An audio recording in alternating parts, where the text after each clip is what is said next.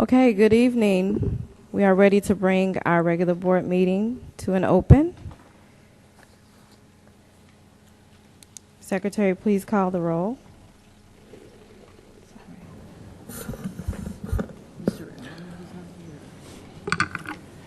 Mr. Brown? Here. Wow. Mr. Toure? Here. Mrs. Stockton? Here. And Secretary's eye here. President Hall? Here. Everyone, please stand for the Pledge of Allegiance. I pledge allegiance to the flag of the United States of America and to the republic for which it stands, one nation, under God, indivisible, with liberty and justice for all.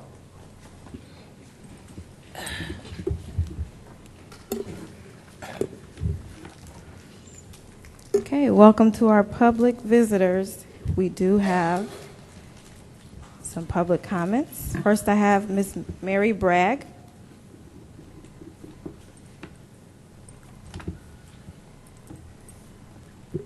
Visitors, when you come to the mic, please state your full name. Thank you. My name is Mary Gregg. I'm president of the Crete Monee Education Association. I'm on behalf of the association. Board members, I would like to address the issue of copier machines. My understanding is you're going to be making some decisions on them in the very near future. And there's some things that you need to be aware of. Over one school year, we had over 551 calls. That means 3 copiers were down on a daily basis without staff being able to perform their job duties and make the necessary worksheets for their students. We had one machine that was down for over 2 months. These 551 calls, that's just on a daily basis that 3 machines are down. Those are not counting machines that are down for multiple days. We do not have a total compilation of those days because we're waiting for carts to come in. We have machines that are temporarily up but not complete services can be run. We've had machines that do not have duplex capabilities or staple capabilities for multi-page assignments. I know it does not seem like a major issue, but the frustration, the amount of time wasted trying to get copies made for your students so that they can complete the work has taken tremendous amounts of time. I know there have been evenings where I have been there till 6, 7 o'clock at night waiting for one machine to try and get copies made. And that's not just me, that's all of the staff in all of the buildings. We've been told it's paper issues. We've been told, well, you know, we need to leave the machine cool. This is a serious issue. We've been putting up with this for over 4 years. We know there's 1 year left on the contract, but if we have to go through another year of inoperable equipment, which is part of the contract, we will take whatever steps necessary. If we have to file a formal grievance because we do not have working equipment, we will take it to the next step. Please consider replacing these copiers and making us efficient at our jobs so we can be in front of the children, teaching like we're supposed to be instead of down on our knees, praying at the copiers that we can get our copies out of the machine. Thank you. Thank you, Ms. Bragg.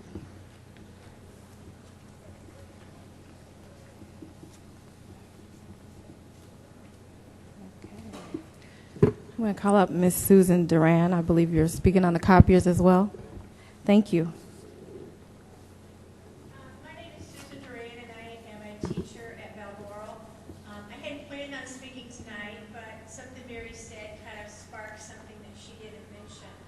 I know at the end of the school year, we had teachers having their IEP meetings, which is required by law, and it's also required by law that parents be handed copies of those reports that are written up and signed off on by every president of the meeting. We had times near the end of the year when parents were in for IEP meetings and staffings where we had no copiers in our building working. We have 2 staff copiers and an office copier, and none of them were working. So our school psychologist had to say to the parents, I'll get this copied for you and then send it home tomorrow or get it to you. That is unacceptable. I'm not a school psychologist. It did not affect me because I teach reading, but I really feel that that was one thing that was a real concern by our psychologists and our special ed teachers that conduct these meetings. So also please keep that in mind too. Thank you. Thank you. Next, I have Ms. Carol Millsap.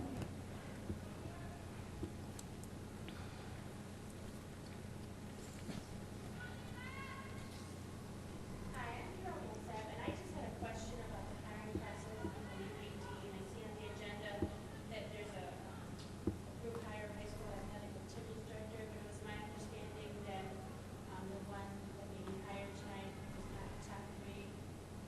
It's for the two committees recommended. We were told to pick three, and the one that I think may be hired tonight is one of the top three. So my question was just, what was the purpose of that committee, those two committees that help to do the interview process? Can I ask you, because you said you had an understanding, where did you get that I understanding? read it, it was in the paper.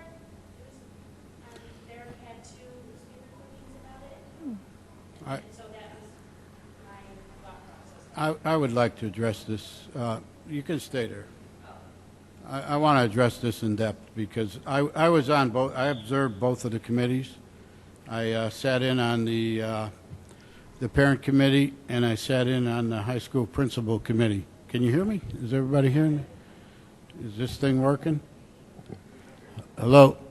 I sat in on both of the committees and I observed every interview with the parents committee, and I observed all the interviews with the high school principal and his team.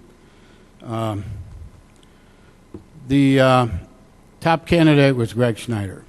He was a unanimous choice by both teams, without a doubt. They were tasked with finding the top three. The high school principal submitted 3 names, and Mr. Schneider was the top name again on that. The parent committee refused to submit 3 names because Mr. Schneider far exceeded the other applicants, and they found fault with all of the other 4 applicants. So they submitted the name of Greg Schneider. I found that, I want to thank the parent committee and the high school team, but I also have personal feelings on this, that I think it was wrong to even do this second round. I think it's a setup. I believe that there was bias on this selection, and the person we're going to look at tonight did not make the top 3 list. And I see no other reason for us to look at this person tonight, but leadership, the board leadership wants this person looked at. Mr. Rogers is going to tell you otherwise, that he interviewed this person and that this person did an outstanding job. That was not the case in both of the committees I sat on. This person's answers were vague, very minor answers.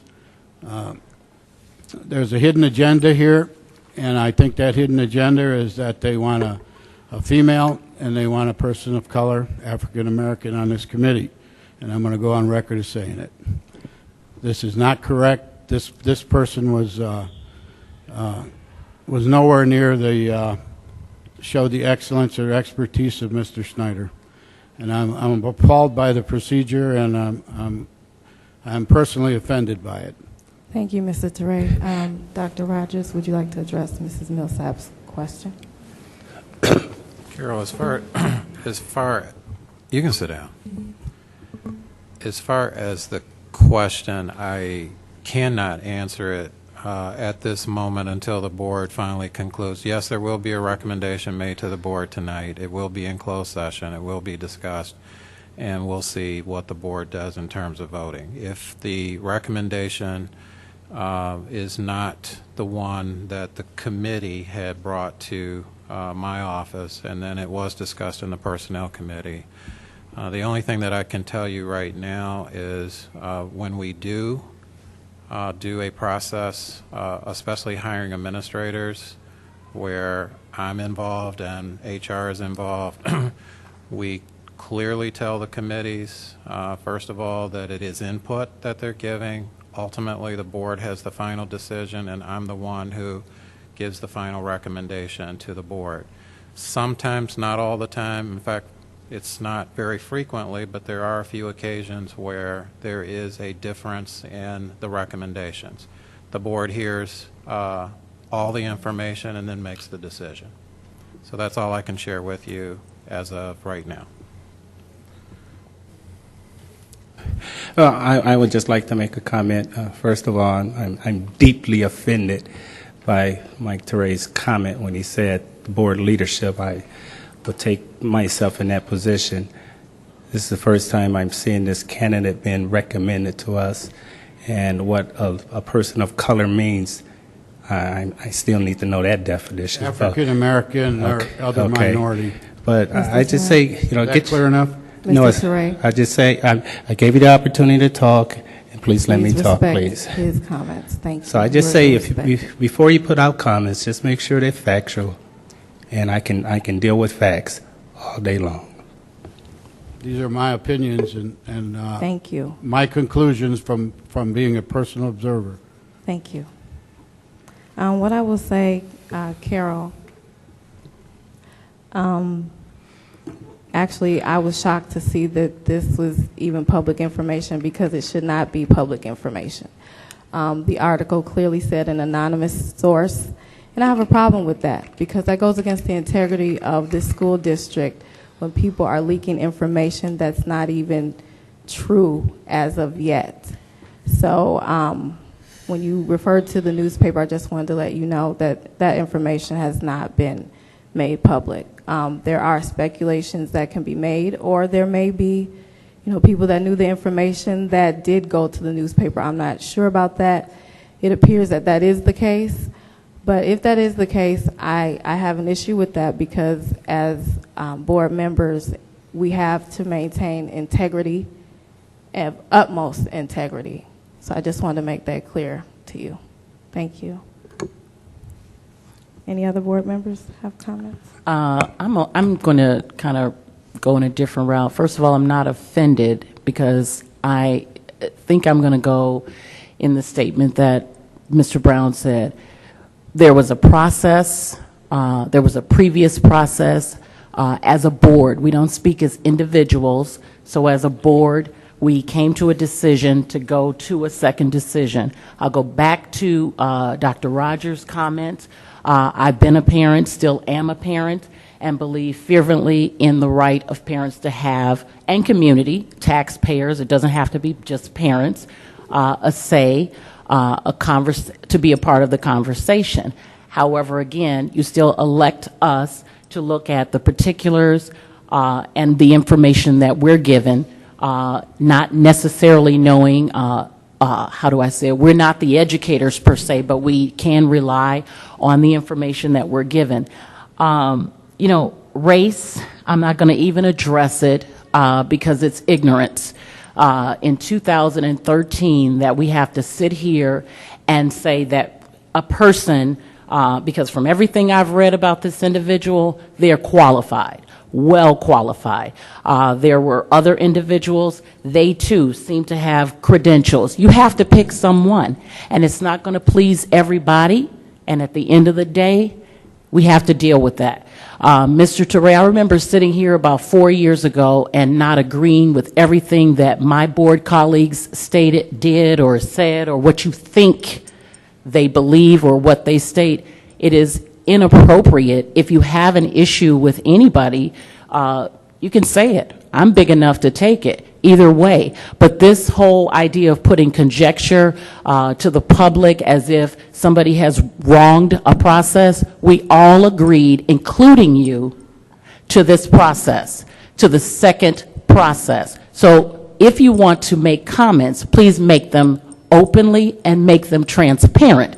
In addition, I don't know the person, but you clearly have stated that you have a personal thought about a specific candidate. Do you think that's fair to the process or to any of the other candidates? It is not. We have to be unbiased in the process, and your favoritism or your alleged favoritism is not unbiased, and it's not transparent. Don't put words in my mouth. I'm not putting words in your mouth. I heard you. I told you what I heard you. What I saw at that I committee. heard you. And I also heard that you walked out on candidates. Was that appropriate? I did not walk out. Okay, on- well, that's, people are feeling that they were mistreated because there No, were I just did not. one board member who decided to throw their hands up and not regard them as a candidate as well. I went All through- candidates reserve the right, I'm still talking, all candidates have the right to have a fair process and a fair hearing. And if you, any person who was sitting in the meeting should have given them the same opportunity as you're giving one specific individual. It's unfair. Okay. Thank you. We shall move on. That is not what happened. Mr. well, Cole. so you say. Willie Cole. That's what I say. Well, I You disagree. can yell and scream Okay. all you I don't want have and to raise yell. your voice. I It doesn't spoke. get anywhere Board with me. members, please. Thank you. Thank you.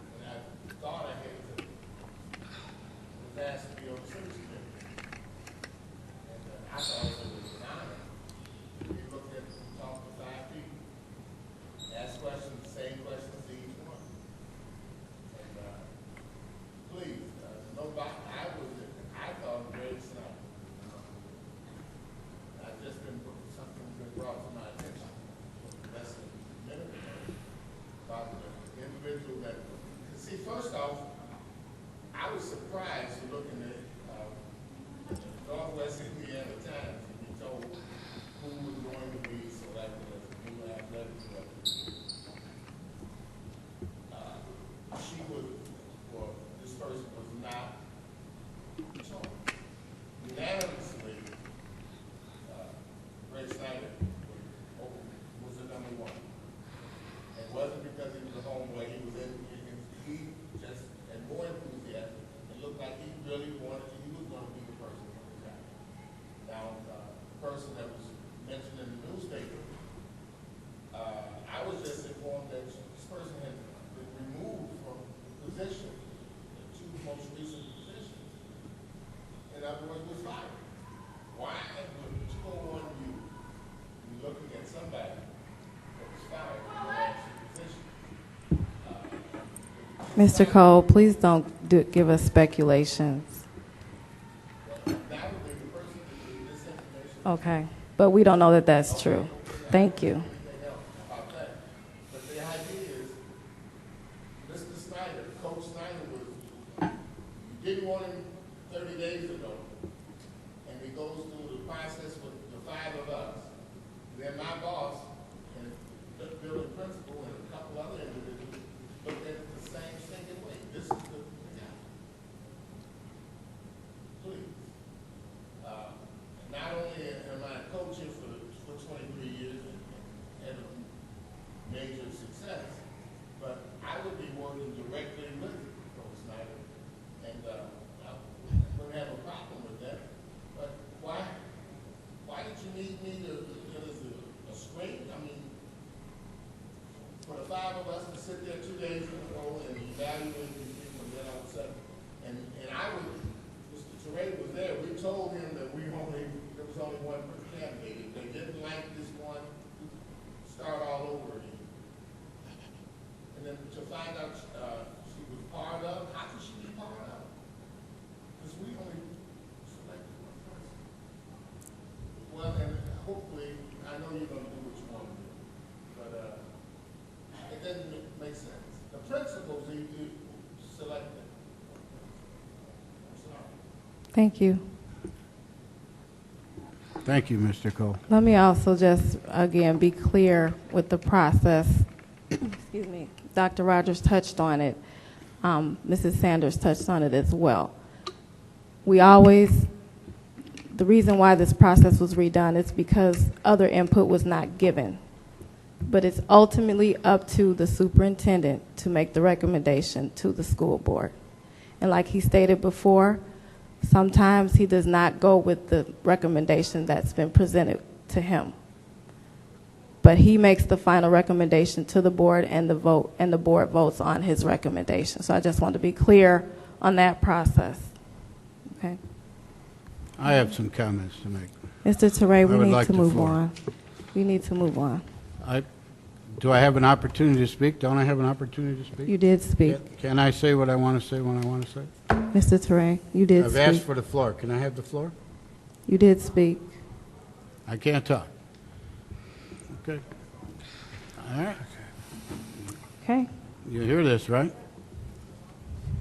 Last comments, Mr. Hall. All right, good evening, everyone. Good evening. The first thing I'd like to, I actually know the hiring process, but the teacher spoke about the copy machines. One thing that I can say is, I understand that you need copy machines, but one thing that I'm highly disappointed in at the junior high is the amount, especially in a particular class, the amount of packets that my son had to do. Obviously, there was no teaching going on because kid is constantly doing packet after packet after packet. There's no teaching going on. So I'm asked for what's going on in the class, so we get these packets we have to do. He's not a packet learner. He's not learning. So the teacher's got to teach not to hand out worksheets. But you do need worksheets, and I understand that for certain programs and lessons and things of that nature. Secondly, I have Mr. Teray arguing for his friend, and I have yet to ever hear him at any of these meetings talk about what we're here for, and that's educating kids. It's about my friend not getting a fair shot at something that wasn't. Can I address that to you? No, not yet. I'm talking. You've been, when I finish, you finish. Mr. Hall, thank you. So then I have yet to hear Mr. Teray say anything about the lack of African American teachers at CSK, but he wants to say that the board is doing things racist for African Americans. And there are there are about 60, 78, I don't know how many African American kids are at CSK or at the high school for that matter, that represent them. It's clearly stated, study after study, that kids learn better under people who represent them, more so a mixture of people, but that's not the case in this community. The community comes out for copy machines and an athletic director, but they won't come out to make sure that all students are educated. They're not here for that. They're here to complain about the hiring process of an athletic director. That's what I heard in public comment about an athletic. Please be respectful, Sheila. Thank you. Going on, reading between the blurred lines that Mr. Teray has presented, that the board is now racist when every time I see we have African Americans leaving the district just with the drop of the hat instead of putting in programs to keep them, to educate the kids that are here. This district is predominantly African American, and we have teachers that are representing them. No, we don't. We have mostly Caucasian teachers teaching our African American students, but every time I hear something, it's about my friend, my friend, my friend. The hiring processes need to be changed. We need to look at the people who are doing the hiring, the administrators or whoever. I don't know. I'm not here to point fingers at them, but we need to look at these processes and to get away from my friend and go with the best candidate and look at our population as a whole and see, are we doing what's best for them instead of arguing? You all spent about 4 or 5 months over an athletic director who did what before we left? I don't know. That's all I have to say. Thank you. You get 5 I want minutes, to, actually. Mr. Hall, I'll address some of the things you had to say. Okay? First and foremost, Mr. Snyder is not my friend. He's an acquaintance. He's an acquaintance of mine. He coached my children when they were here. I've known the man for 15 years. He's a man of high integrity. He's worked hard. He deserves a shot. Okay? He's put in his time here. He bleeds blue and gold. This is the only place he's worked. I don't care what color he is. I'm probably the only one on this board that's interracially married. I live with it every day. So don't tell me I'm a racist. Okay? And don't tell me that Okay. that African American teachers are better for these children. It's the most qualified teacher, and I don't care who it is. Whatever color is the best thing we should do. And you just said the most qualified person should get the job, and the most qualified person from these committees was not the person we're going to look at tonight. So do you feel that that person should get the job simply because they're African American? Okay, no, we're not going to Okay. engage in back All and right. forth conversation. That's fine. Thank you. Last and final comment. Sue Giantonio. Joe Antonio, yes.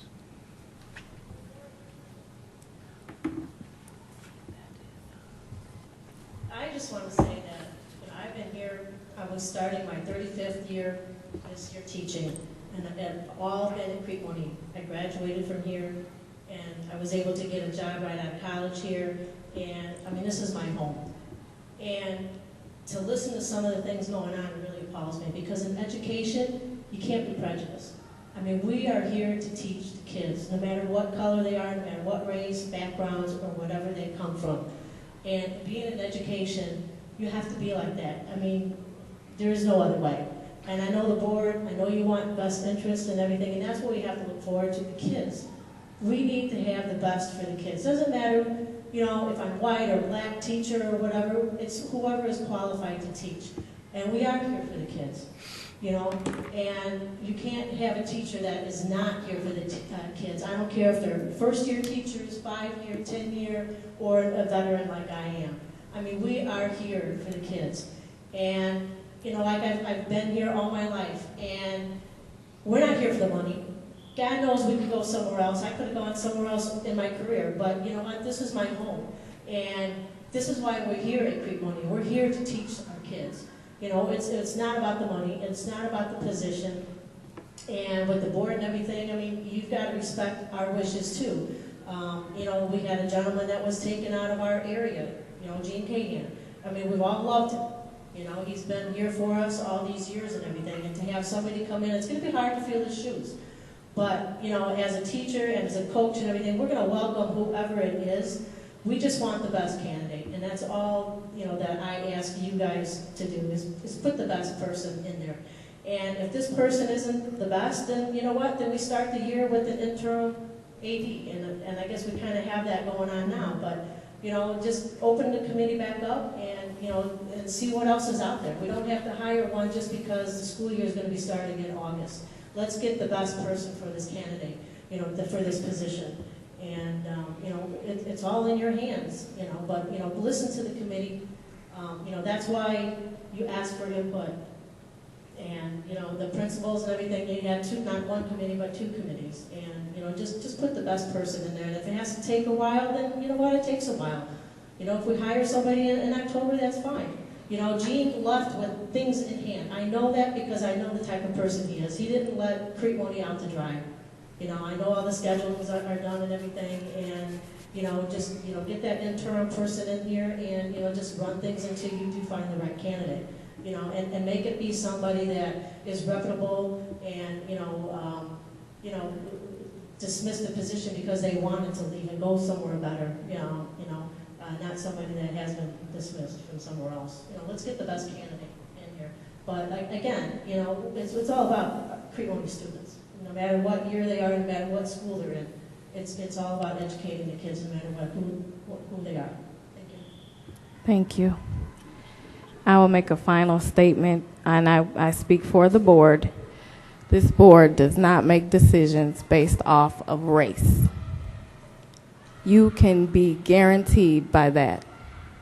I have sat on this board going on 5 years, a little over 4 years. I have never heard someone say to pick someone or employ someone based off of their skin color. We haven't done it before, and we're not going to start that. So when we present someone or we vote on someone, it is because we feel like they are the best candidate. Has nothing to do with skin color. I really want to make that clear. We spend hours of deliberation because it's that important to us to make the best decision. Not because we have nothing else to do. We all have families that we can be spending time with. We are here because we care, and we are here for the children. And we do things because we want to make sure that we do the best and pick the best people. So I want to be very clear on that. Thank you. I want to say something else. Mr. Teray, we really do need to move on. You've spoken twice. Are you going to refuse me an opportunity to speak? We've spoken twice. We do need to be timely with our meeting. Something else needs to be said about this selection process. You've said what you had to say. I'm sorry. We're going to move on. Next, we have the administrative updates. Curriculum. Ms. Laura Hirsch. Okay.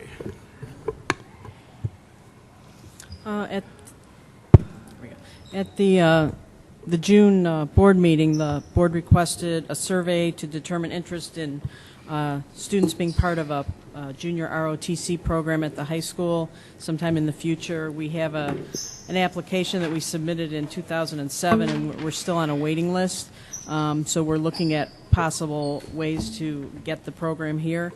On Wednesday of last week, a survey regarding that possible program was made available at registration, and I've given you a copy of that survey. Last week, we registered 183 high school students. We had 76 students that registered on July 10th and 11th, which were Wednesday and Thursday of last week, as the survey was launched on Wednesday. And we have, as of Monday morning, we had 18 completed surveys. I gave you the breakdown of that. We had 5 surveys where parents indicated that junior ROTC would be a good idea and that their students would choose to participate. We had 9 parents that indicated that it was a good idea and the student might be interested in participating. And then we had 4 parents that indicated that it was a good idea but that their student would not be participating. We didn't have anybody yet that indicated that it was not something that the school should, that we should not offer it. Everybody seemed to think it was a good idea to at least pursue or bring the program to the high school. Obviously, it's only 18 voices so far, but it's a good start. Participation in that, I wanted the board to be aware that participation in junior ROTC, according to Illinois State Code, fulfills the PE requirement. Mm-hmm. So students who would be enrolled in the program, because it does include physical fitness, they would take that in place of a PE course. So it would fit into the schedule. So that's how that would happen. And then we also now have, the survey will continue, but we also have now parents who did mail-in registration who haven't had the option to complete the survey because they didn't come in. So at some point we'll have to address that, mail them out a survey. So we do have a group that we would need to address in that way. Can I ask, so Sure. How are the parents being given the survey? Are they being handed it, or is there a pile? How are they being directed? It's at the door when they come in from the parking lot, and we have 2 greeters that are there, and there's a box that's clearly labeled CMHS Junior ROTC Survey, and the surveys are there. They're on yellow paper, and then those 2 greeters make sure that if it's a high school parent that they give them a survey. Okay. Any other questions from the board members regarding the survey? I'm sorry, Laura. Sure. What was the date that the number just seemed so low? I don't know, out of 183 high school students, 76 registered. You obviously can't force anyone to Drop it in the box. sign the, okay, I'll talk to you offline, because I feel like we should do, we wanted the survey, time is being invested in the process. We wanted to hear from them. This number, even at this point, no fault of anyone's at this point, but just, I feel like we need to do something in these to capture the input, even to the point, I remember you guys did the, when we went online with the, this past November parent-teacher conferences or what have you, but something to spark and really get them to understand. With any surveys, the whole point is to get their input, and especially like this, or for something like this where we're looking to either bring it, go forth with it, we almost need to beg them to give us the information, if at all possible, so we can get a good gauge on which direction to go when it's time. Right, So. and I, you know, given the fact that we have this group that are mailing in and they haven't had that opportunity, I think, you know, however we choose to survey them, whether it's we mail something out and expect a return survey, we launch it electronically, I think there's options for doing it. I know Mr. Elrod and I can certainly talk about if there's another way logistically at walk-in registration that might be a little more hands-on in terms of getting it to them, whether it's not at the door, but it's with a processor that knows it's a high school parent and you know, has them fill it out right then and there. I mean, we can certainly talk about that, too. And But- just for the record, Mr. Elrod, I personally would like to see, you know, surveys. I hear we use a lot of statistics based on that. Even we've discussed input. If we're going to get the input, I mean, it should be documented. What was, you know, the numbers, and actually somebody working diligently, I mean, a tangible person. I think I recall saying in the fall, those same surveys, I was at Crete Elementary, incidentally, and it was about the Common Core and some other things. And it was outside of the teacher's classroom. So again, what is the message? We need to connect a body with those surveys because it's important to us. So I would like to see that. I wanted to ask you, Laura, didn't we say that at this freshman orientation and in the first couple of days of school we were going to hand out the surveys en masse, or did I misunderstand that? No, we are. We're gonna give them to the students during the first week of school. First week of school, and Right. then we should get quite a bit of feedback. So we'll from get that, feedback correct? from the students that way. Okay, thank you. And something else that we may want to look at too is at some point going to 8th grade, maybe in the winter with our 8th grade parent meetings, or when they get ready to sign up for high school, and survey our incoming freshmen for next year and get some feedback from them as well. Good idea. Can I get clarity also? I couldn't remember, this is a federally funded program, Yes. correct? Mm-hmm. Is it through grants, do you know, or is there just, It's through the Department of the Armed Forces. So Okay. they, you know, the federal funding comes through that department, and then when they're offering new programs, that's where the funding comes from. So, and if you remember, they're all a little bit different, you know, in terms of, funding the salaries. Some fund more equipment than others. But, you know, it still will, we will still have to assume a cost primarily for the salaries, but it's always the difference of what the person would make on active duty versus their retirement, and then the district has to pick that up, versus if we self-fund, then we have to pay for the entire salary. And that was the discussion that we had at the last meeting. again, I think it's very beneficial for our students, and an alternative for physical education. And I believe they can qualify for scholarships as Yes. well for college. And it's like I shared with you, I feel like we, you know, our job is not only to make sure that they learn at high school level, but to also prepare them for college as Right. much as we can. So I think this does, thank you. I also wanted to add that Representative Anthony DeLuca is on board with, if we come to a resolution from the school board that we want to get this program, he said he will take it to the federal representative, Robin Kelly, and ask for her support, and he feels that it'd be favorably supported, and we might be able to save some money and get the ball rolling on this, because we've been waiting for 7 years for this program, and nothing's happened. So I think we should take advantage of our politicians, and if we come to a resolution that we want it, by all means, let's talk to them and see if they can grease the wheel. And then on the second half of the report, I know at the last board meeting, Mrs. Sanders asked about courses that had been eliminated when we reduced the instructional day at the high school from 7 periods, student instructional periods from 7 to 6. So on the bottom of the report is a list of those courses, and I put the department that those courses were associated with at the time. Those courses, we eliminated them because we reduced the opportunity for kids to take, more electives, because the student day was reduced to 6 instructional periods. I know that Mrs. Sanders felt that we needed to survey our parents about these courses as well in terms of getting our, our parent input on offerings that we have. I just wasn't sure how to frame those questions because with those, unlike ROTC, I wasn't sure if we were talking about replacing something that kids are already taking. Are we talking about expanding the school day? Some of these kids are already, our courses are full. So, every student has a full schedule. So if we offer more courses, students, if they were to take something new that we offered, they would not be taking something else that we offered. So it's just a switch. And it's not that I think anyone is opposed to having more offerings for our students, because certainly we want to do that. But there are some logistics that are associated with this. And so rather than put out questions, and I guess maybe I was unsure whether these were supposed to be combined into one survey. So rather than put out questions that I was unsure how to frame, I just was asking for more discussion from the board and some clarity.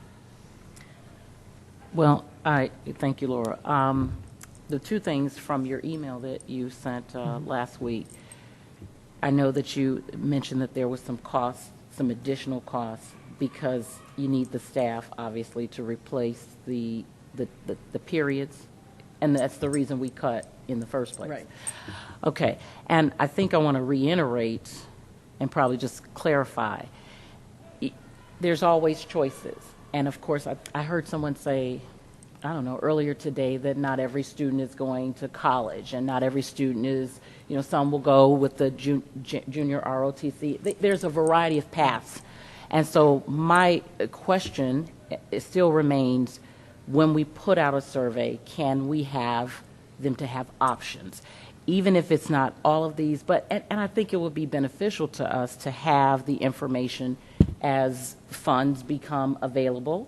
And while we're asking the politicians to grease the wheel, if you will, from Mr. Toure's statement, then these are things that we can clearly document and say our kids really want this, or their parents think that, I'll go right into the sound engineering and the digital photography. And then we had, what was it, Dr. Rogers, 21st Century grant, 21st Century project with, even as we speak, the TV station. There are a lot of things that can help pivot them into other careers immediately following. We had the student here a year or two ago, Fred, who is working in the exact field and of the digital photography and the videography. So I want to just still say these options, although even with the junior ROTC, until we verify for sure that we're able to get any of it, it is best to ask the question, and we're not making a promise. I understand that with asking the question, but the question, I don't think it still can be asked. And then that, and to be clear, that we're not offering these or, guaranteeing them, but certainly these are some of the things that somebody is missing because we used to offer it.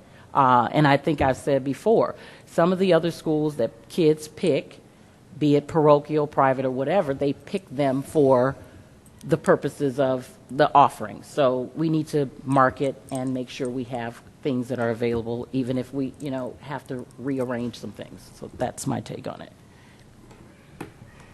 I think we definitely need to, this warrants further discussion on behalf of the board. And I would like to pretty much give a directive on that, that we can discuss this so that we can really look at the bigger picture and to really get a good scope of what it would actually cost, what would be the effects, and things like that. I know my conversations with Mr. Dugan, and we had a brief conversation, back when we had the course before, I'm going to use dance as the example. These were all semester courses, so when we reduced the school day, we we created full year courses, so we don't have electives that are a semester because they have to be followed by another semester course. So right now we have psychology, sociology that's been combined into a full year course. So everything always has a partner. But when we talk about dance, like at the time that we did dance, dance was in fine arts because we had someone who was certified to teach dance. But dance, and I think Sue Giantonio could probably attest to this, dance could also be a PE offering, but it would need, and it would fulfill a PE requirement. So it's not in addition to, it would be in place of. And then that could be something that would be set up as, you know, as a course within the PE department. So I think within some of these, and there may be others that are out there that would need some, you know, cost analysis, staffing analysis. We need to develop curriculum and get materials. But, you know, some of these are easy fixes, you know, easy to put back in. Multicultural Literature 1 and 2 is an English course. So as a senior, you know, maybe I have the option to take that as a full year course in place of senior English. So some of it, I think, we are able to do with minimal impact, and I think others are much more significant. So I just didn't want to frame questions when I wasn't sure kind of where we were headed. Any further comments? Okay, moving on. Number 2, you have SES student achievement data. Okay. Also, at the last board meeting, I brought you the basic figures about our SES after-school tutoring program that we offer for our Title I schools at Balmoral, Crete, and Talala. And I said I would bring some data back to you on the program. And what we did was we took the data from our vendors, our tutoring providers. They pre and post all of their students on their own individual assessment. If a student doesn't complete the program, there's no post-test. So if you see some number discrepancies, it's because students didn't complete, so there wasn't a post-test to determine if there had been improvement. So what we did was we looked at our provider data, what they gave us, and everybody's got something different. So I had data that showed a growth by percentage increase. I had grade level increase. I had raw score increase. It was kind of all over the board. But looking at it just on the surface, 94% of students who participated and had a pre and post assessment from a provider showed some type of growth on that provider's assessment. So that was the first thing that we did. The second thing that we did was we looked at those same students and we looked at our district data. And as I mentioned last month, district data is important to us. That's how, you know, we're judged and how we judge the effectiveness of our programs. But what we can't determine from the district data is what is the cause of the increase, because there's so many factors that we couldn't just pinpoint that it was because of SES. It could have been because of reading services that were happening during the school day. It could have been something that the classroom teacher was doing. So this isn't saying that SES has a correlation or a direct impact on the data. So we looked at our reading data for students that had a reading SES program, and we looked at the way our reading district reading assessment is set up is we benchmark 3 times a year, and we're pretty much looking for a level of growth each time we benchmark. So 3 levels is equivalent to a year of instruction. So you'll see here overall we had almost 46% of our students that participated in reading SES tutoring on our district assessment had 3 or more levels of growth. So they grew a year or more. And again, I can't directly say that that was because of tutoring, but you know, if they're growing, you know, that's a great thing. Then we broke it down for you by grade level. So you can see that in kindergarten it was 69% of students at the 3 or more levels, and so on. So first grade we had the breakdown, second grade, all the way through 4th and 5th grade, and again using our district reading assessment. We had some students that just had SES math tutoring, And we didn't have any data on anyone for math tutoring for kindergarten or for third grade. So fewer students had tutoring in math as opposed to reading.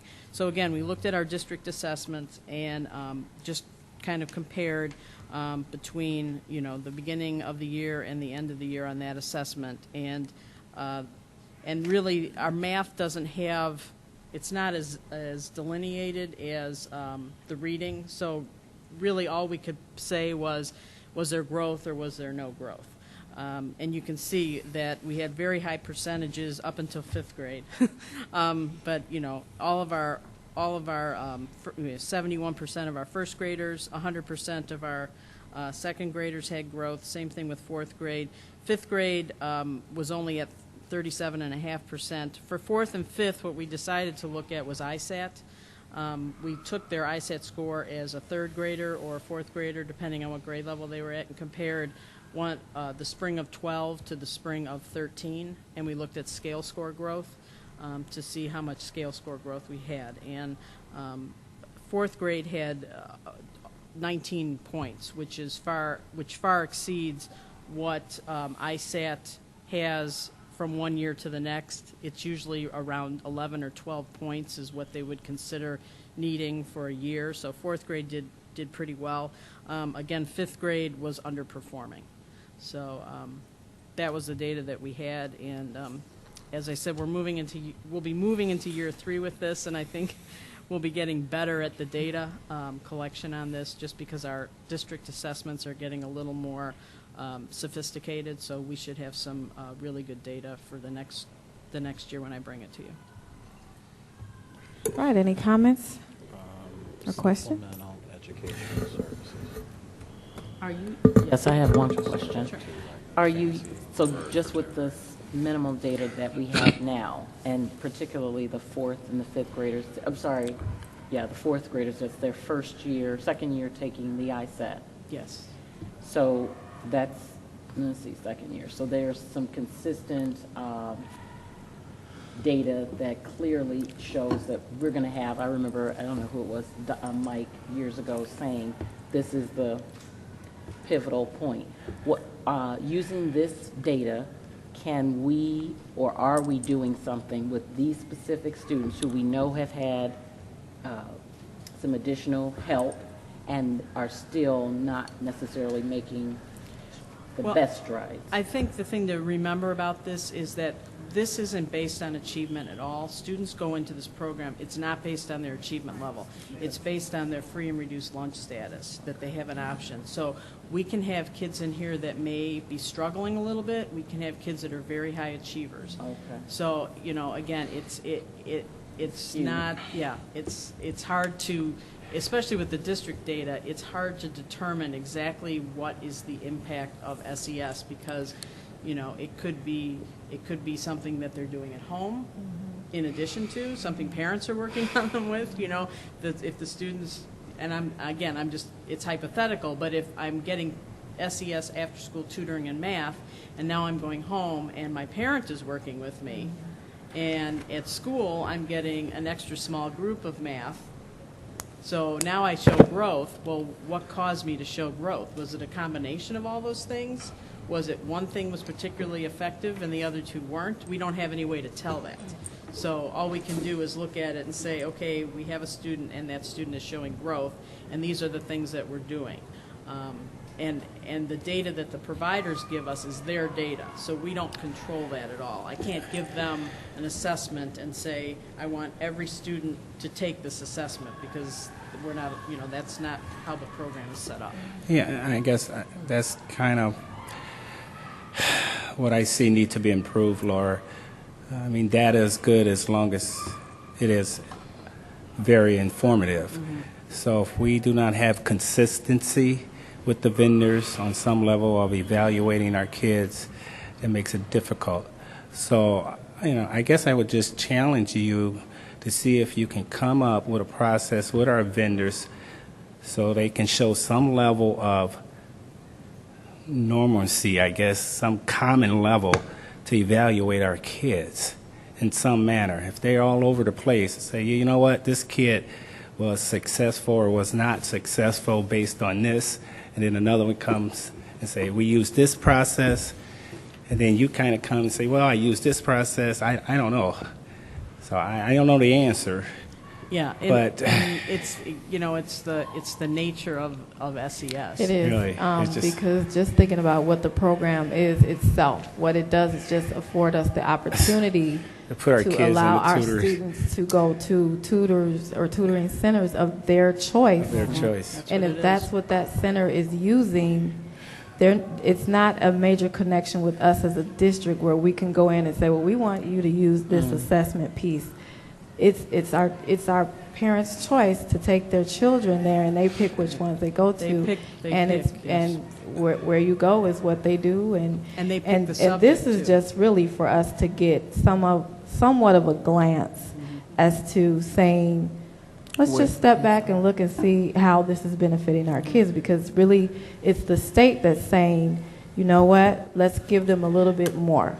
You know, this is a supplement to what the school is already doing. So we have I mean, a pot of can- money, and once that pot of money is gone, that's it.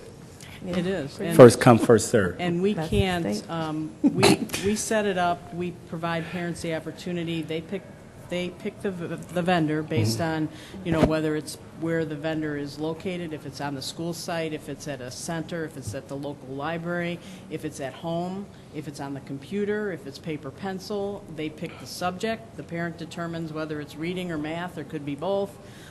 It's really up to the parent, and there's, you know, the state screens the vendors, they give us the list. We pretty much just provide the opportunity and pay the fee. Well, I guess it's fair to say it's better than nothing. I have two questions. Lord, I understand that the state is the one who screens the vendors and ultimately selects them as either being an approved vendor or not. But have we at least asked the question of the state as to whether or not we could, for lack of better terms, force the vendor to at least do a pre and post assessment that would be ours? Could we at least ask the question? I can ask the Okay. question. And then the last question I have, I just added up the number of students, the raw number, who were in, at least got the reading help. It's 103, I think, if I'm not mistaken. So whatever the number is, that's inconsequential. The question is really, of the 103 or however many it is, do we know offhand how many of those students, based on our own data, was functioning at grade level or above versus those that are below? I haven't done that analysis. Okay. If you could maybe provide me that, I would forward that to the board, because I think Okay. it is interesting to know that it's sort of counterintuitive to the idea of tutoring, that a kid who is at or above grade level, just because they're on the free and reduced lunch program, can take advantage of it. And I'm not faulting the family that has that opportunity. I'm just saying that especially if it's taking the place of a child or denying the opportunity for a child who needs the help, is anyone being denied the opportunity? You know, if it's first come, first serve, and let's say that a high achieving student applies first, is there anybody that we're denying the opportunity? We haven't used all of our available slots yet, so we haven't denied anybody. Okay. If we get more interest than we can pay for, then I have the right to prioritize based on academic achievement. Oh, good. Well, that's good to hear. Has there been any, it's been in place about 3 years, you say? This is the second year. Oh, the second year only. Okay. So we can't tell what the impact on the test scores at the high school level is. It's only at our Title I. Yeah, it's only at our Title I schools. So any of our kids now, I think from last year, our fifth graders would be going into Sixth grade. seventh grade now. So we Okay. haven't reached the high school level All yet. right. Thank you. All right, next we have Student Affairs, our FOIA update.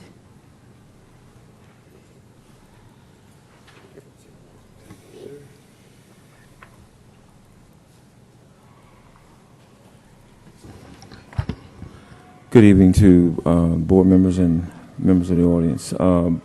This report, dated July 16th, 2013, is the informational update, administrative update for all Freedom of Information requests that have been made. The initial request, item number 1, was dated June 26, 2013. It was received via email from Mrs. Pamela McElligott. The items below that are listed are names of board members who went to California, detailed expense reports of expenditures for all Board of Education members who signed up for the conference in California. The status, this was completed on June 27, 2013. The second item was also from Ms. Pamela McElligott via email dated June 26, requesting the following information: job title and salary of both Natalie Nash and Ingrid Stevens, job description / duties for Natalie Nash and Ingrid Stevens, settlement agreement between the district and Natalie Nash, detailed report of Vivian Houston for job description / duties, pay scale, comp time, and vacation, lawsuits against the school board, against the school district rather, for the past 5 years. The status is as follows. Bulleted items 1 through 3 were completed on June 27th. Bullet 4 was completed July 15th due to the fact that we had to retrieve this information from another location, so I required and received an extension on that. Bullet number 5 was completed per the 5-day extension for the original request dated July 9th, 2013. Item number 3 was also requested by Mrs. Pamela McElligott by email on July 2nd, requesting the following information. This information was requested in a series of questions, beginning with: why did Thomas Morgan go to California for the trip? Why did some board members go to a luncheon? Why are some areas blackened out on the report? Requested detailed expense report. Would like to understand the expense of Dr. Nakia Hall. Did she go to California? Was it canceled? Status on this one: all above items under request item number 3 were completed on July 3rd, 2013. Item number 4 on the back side of the report, again, was requested by Mrs. Pamela McElligott via email on July 7th, requesting the following items: the new position description Natalie Nash and Ingrid Stevens have for the 2013-2014 school year, job duties and pay scale for Natalie Nash and Ingrid Stevens for the 2013-2014 school year, whether jobs posted on the website for employment, were there interviews for the position, when were they approved by the board. The status here on these items above, they were all completed on July 8th, 2013. The last and final request was by Paul Catula, the executive director of Voxeitis Research Foundation, via email on July 8th, 2013, requesting a press release announcement, etc., showing the school's name and the title of musicals performed, examples: My Fair Lady, The Wiz, etc. And number 2, and dates the musicals were performed. And the next bullet: if announcements, etc., don't contain the requested information, please provide. So the information that was provided was a copy of the front page, cover title page, etc., of a program that the high school produced in a play and a booklet. Number 2, the website contact information was requested, that was also provided, or simply just an email identifying the school's title and date. All information referenced in this particular request was completed on July 13th, or July 11th, 2013, and that concludes my report. Thank you, Mr. Elrod. There is a need for a closed session. Can I have a motion to go into closed? President Hall, could I ask Mr. Elrod one question about? Oh, I'm Mr. sorry. Elrod, how do we respond to a question that seems to me a choice in the sense of whether someone attends something or not? Isn't that, how can you provide a document? We don't know, we might not know the reason why someone attends a certain event other than the fact that it's professional development, and that's not necessarily a document. You know what I'm saying? Sure.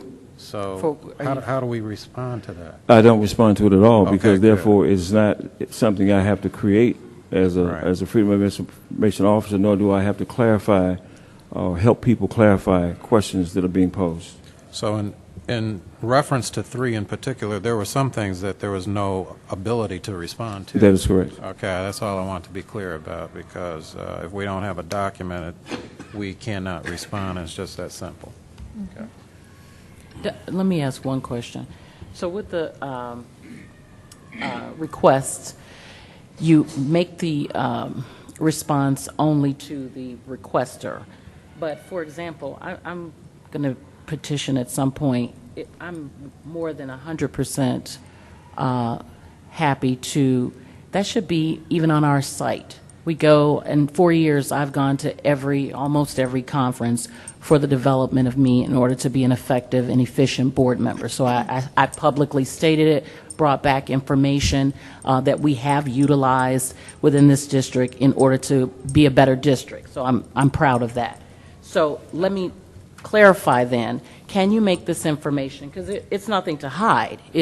And interestingly enough, haven't requested, Bob, I'm sure he didn't give you a dime in receipts from me, spent my own private dollar that I work every day for. So I just want to know, is there a way that we can publish this, the information? Because what I find with this is you've given factual information, and 9 times out of 10, this information is just being skewed and whatever people decide they want to believe. How can we publish it and make sure it's as transparent and it is exactly what you say? Because essentially, you've responded to this individual's and various individuals, or any individual who requests. I've done freedom of information myself. It just comes to me.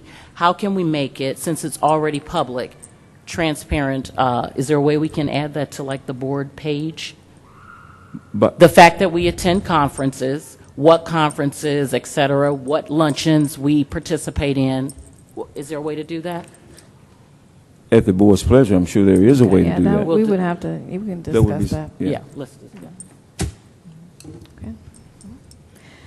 All right, there is a need to go into closed session. Can I have a motion for close for the purpose of discussion of the hiring or firing of personnel? Moved. Moved by Mrs. Stockton, Second. second by Mr. Brown. Secretary, please call the roll. Mrs. Stockton? Aye. Mr. Teray? Aye. Mr. Brown? Aye. Secretary's aye, and Mrs. Hall. Aye. Okay, we are now in close.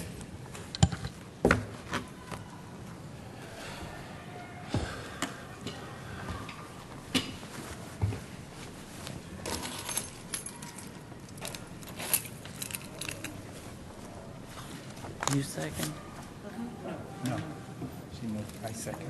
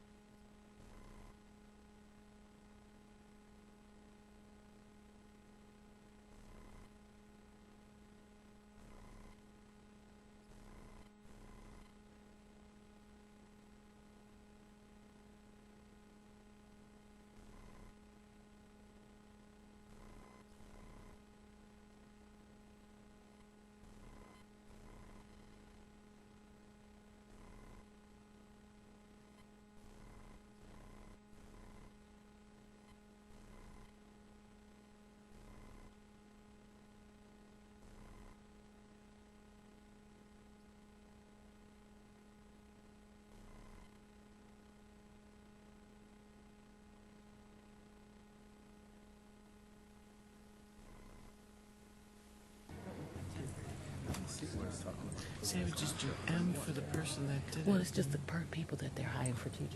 I would just do M for the person that moved. Motion. And then second. second was a S. 2. Oh, Either 2? S or 2. Okay.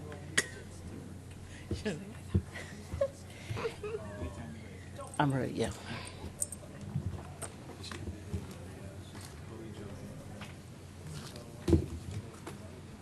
Did you say the people who were absent? Because I haven't even acknowledged them. At the very beginning, at roll call, I just put A and then there's nothing in there. Okay. And like we do these yays, did you do yes? A or N, and like if it's just if we all answer at once, I just put check marks. Check marks. Mm-hmm.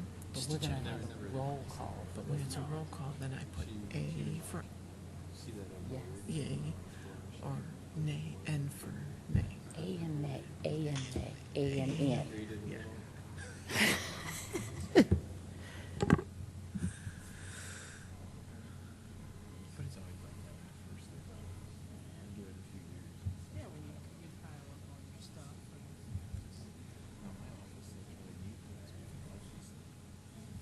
It's all. Put it in boxes and file and like hide it under things. I just don't leave it on. Okay, can I have a motion to come out of closed session? Moved. Moved by Mrs. Stockton, Second. second by Mr. Brown. Secretary, please call the roll.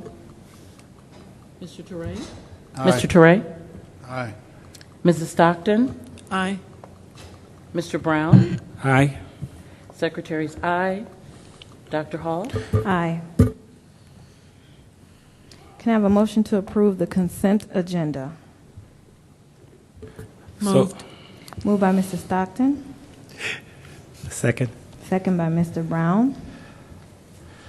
Secretary, please call the roll. Mrs. Stockton? Aye. Mr. Teray? Aye. Mr. Brown? Aye. Secretary's aye. President Hall? Aye.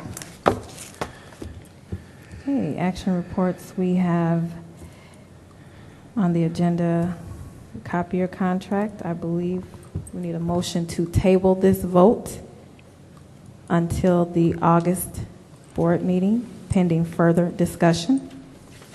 Can I have a motion? So move. Moved by Mr. Brown, Second.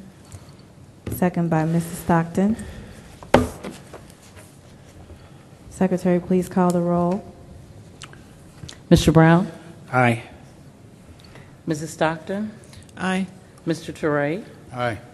Secretary's aye. President Hall? Aye. Next up, we have, can I have a motion to approve the hire of high school athletics/activities director per the superintendent's recommendation of Linda Pete? So move. Moved by Mr. Brown, Second. second by Mrs. Stockton. Secretary, please call the roll. Mr. Teray? No. Mrs. Stockton? Aye. Mr. Brown? Aye. Secretary's aye. Mrs. Hall? Aye.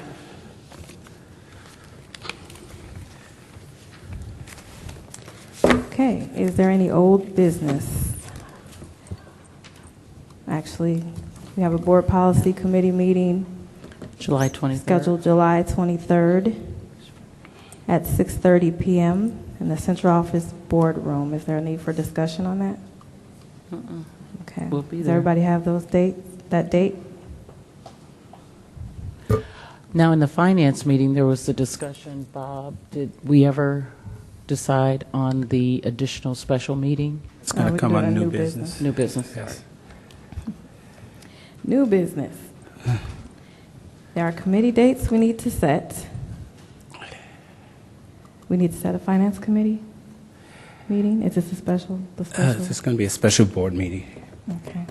to talk about, special board meeting to talk about life safety survey issues and trying to come up with a plan for the district on how to further allocate our capital development funds as they relate to the life safety survey, renovations, things of that nature.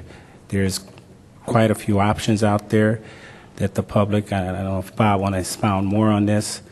I thought we need to further discuss that. We didn't have, I guess, the full force out at our finance committee just a week or so ago. So I think we need to get all the players on board so we can further discuss this particular topic in an open forum. And that is before the month is out? I would hope to do that before the month is out, because we have to make some decisions on working capital bonds, things of that nature, before the end of September. Okay. So, Bob, you have any again, suggested dates?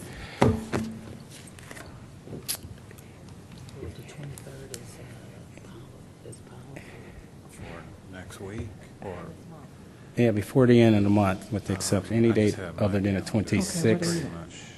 We Are have there any dates we negotiated. need to avoid? Let me look real quick.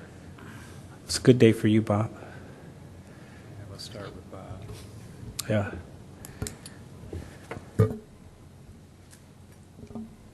Do you know what time would it be? An evening meeting? Start at 6? 6:30. 6:30. Yes. We have negotiating when on the 29th. 29th. The only dates that I know of that would be in conflict with the full board meeting would be the 23rd, which obviously is the policy committee meeting, and, I'm just now realizing, July 29th is in the morning for negotiation, Good. so we could still have an evening meeting. The 29th. Monday, July 29th? Yes. Now, the Little Mermaid is going to, if that makes a difference with the board, is going to be the week of the 29th for 3 days in the evening, the 29th, the 30th, and the 31st. But again, that's up to the board.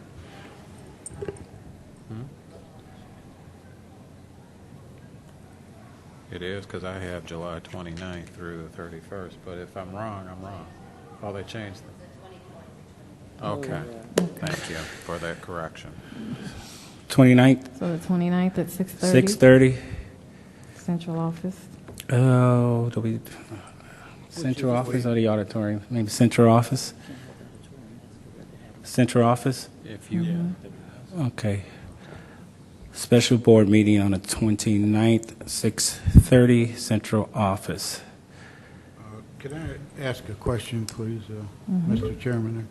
Are we going to discuss, like, competitive bidding? And we have one bid and one architectural firm that told us how much all these things would cost, and I'm don't feel real good about just having one firm saying we need all this and here's how much it'll cost. I think before we do anything, we need to get 3-4 bids in here and see where the money, Well, typically I'll let Bob discuss it, but typically the architect, just from experience, just give us a estimate, just kind of a big picture to the best of his ability, and then once we go forward with a plan, he goes out and submit 3 or 4 bids. Is that correct? we get competitive bids. Oh, yes, absolutely, Okay, yes. thank you. That's just kind of a ballpark from his experience. Mr. Teray, did you receive the options that were presented at the Finance Committee? Yes, I did. I Okay. saw about 8 or 9 on my bid.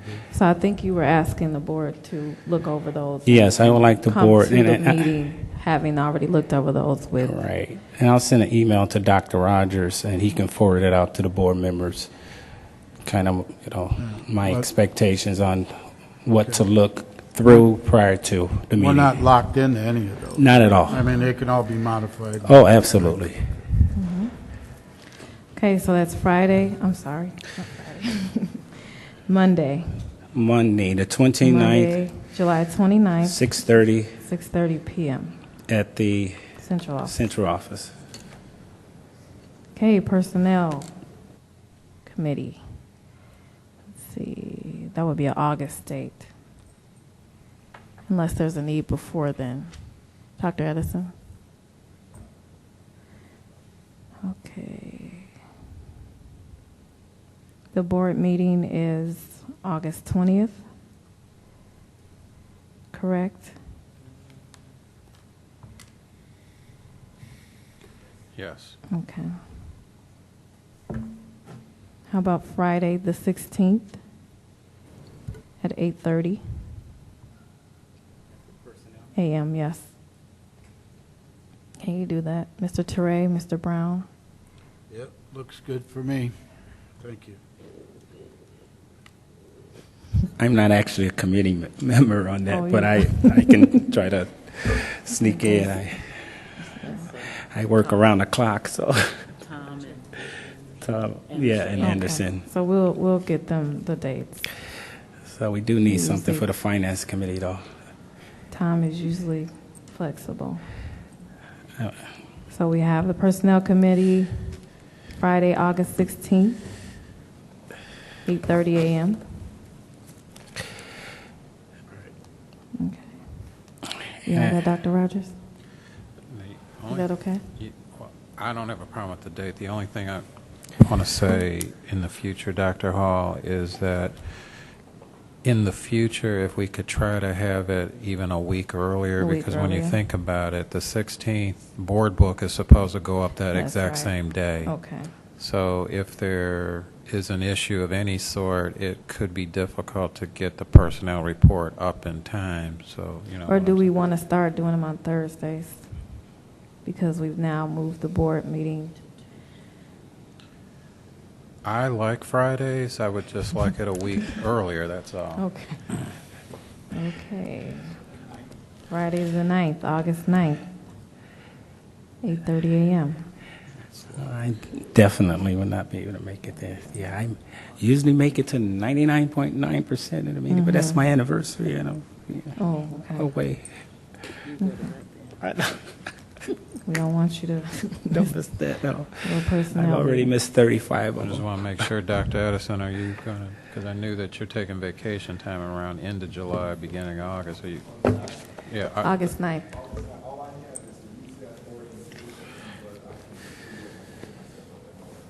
Okay.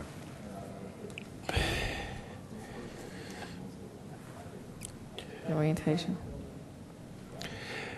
Okay, so So Friday, August 9th, the 9th sounds fine. 8:30 8:30, at central office. yes. Are there any August dates that the board needs to be aware of? And, well, we need to sneak in a finance. Right, finance. I'm Yeah, sorry. probably that, That same maybe week? that Wednesday, being August. I know we, I'm sorry, 7th? maybe the 7th, we have a no.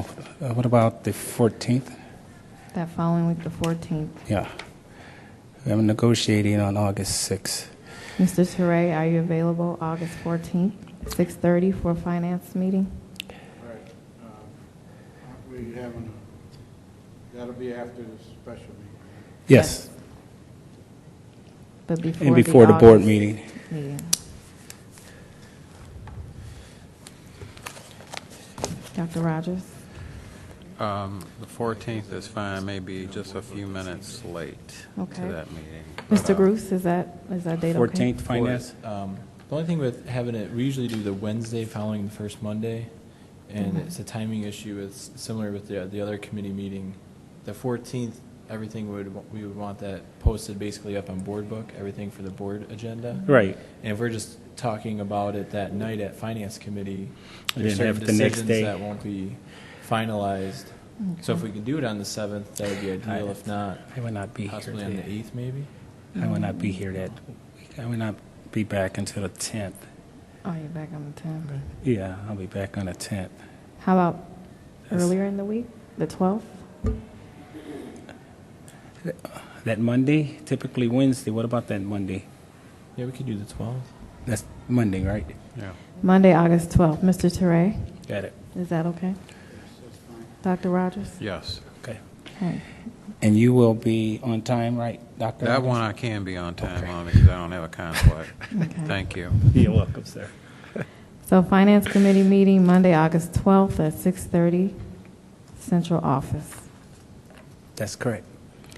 Okay, any other August dates for the board? I will try to get an FYI out next week when Terry returns, and I will fill in the rest of August date meetings that aren't necessarily board-related, but just things that the board would like to know, such as new teacher orientation, the start of school, back-to-school nights, things of that nature. Also, when is the opening day for staff? I Do we need think, to be- oh, yes. Is that in August? Yes, and please put it on your calendar, Dr. Hall, because it'll be your first time addressing the staff. That is August the 19th. Laura, what time are we starting again? Is it 8 o'clock? 8 o'clock in the morning. Pretty much what we've done for the last few years. We'll start in the auditorium here. Okay. All right, any?